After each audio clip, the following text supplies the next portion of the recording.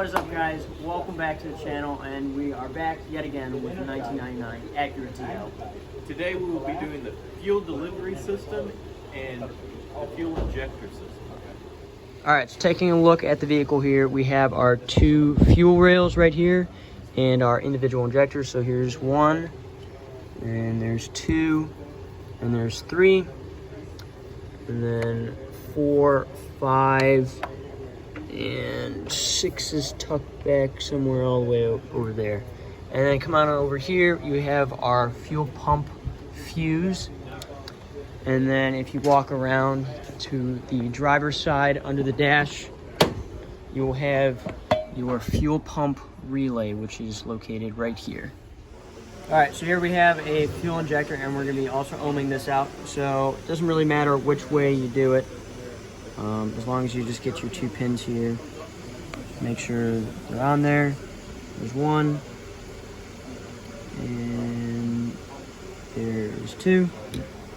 And as you guys can see, we have about 12.47 ohms of resistance, and I'll just show you guys briefly the other way too. Like I said before, it doesn't really matter which way you do it. It's still gonna be about exactly the same. So yeah, and that is ohming out your fuel injector. So, me and Devin ran into a little problem here. Somebody in the previous class had broken this here fuse. And you can see it's a little corroded there as well. Yeah, it's pretty corroded. So we went ahead and got a new one. Picked up and handed it to me. Alright, so we went ahead and got a new one here. It looks pretty well the same, but when you put them next to each other, one is not like the other.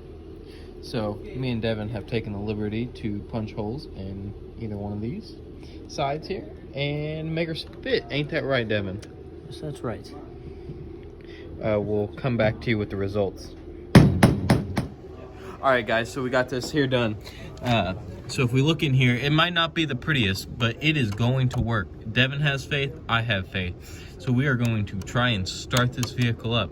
We'll get back to you with that. Hit it. Alrighty. 3, 2, 1.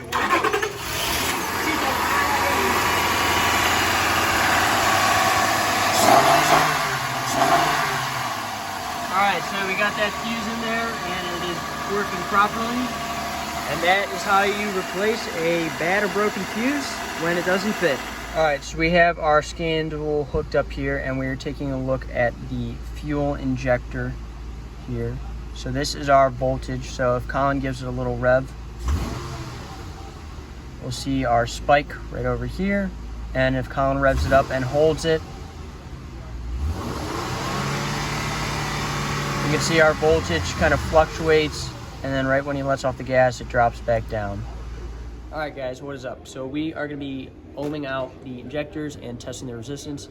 So since this is a Asian make vehicle, the injector resistance will be about 10 to 12 ohms of resistance, roughly in that area. Not the normal resistance that you'll see on a normal injector, which is about 1 to 2 or 2 to 4 ohms. So we had to set up our alligator clips for this back one here because it is a little hard to get to. And if you come around here, we have about 11.9 volts, or ohms, I'm sorry. And then if we go up to this other bank here, just get right on our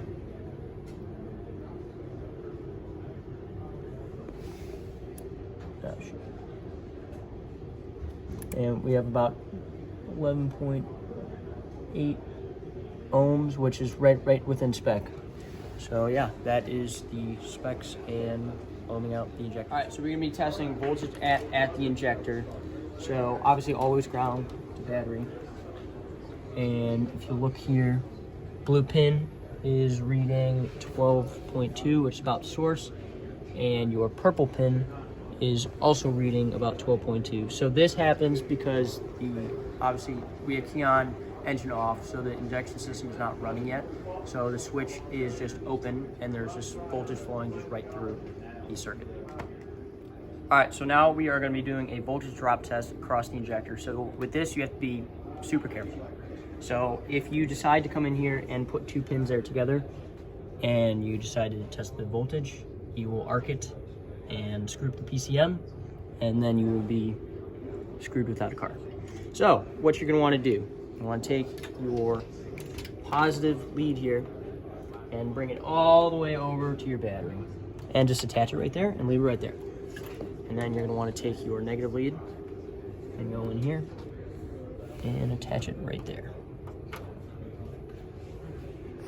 All right, so we now have the car running and we've made it down to idle. So at idle, we're at about 0.12 volts.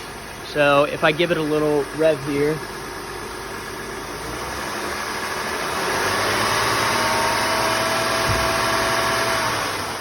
you guys can see that the voltage goes up, obviously, because we are increasing the amount of fuel and duty cycle that is going into the injector. So that is why your voltage is going up. All right, thanks guys for watching. I hope you guys learned something about fuel injection. Don't forget to like, subscribe, and we'll see you guys next time.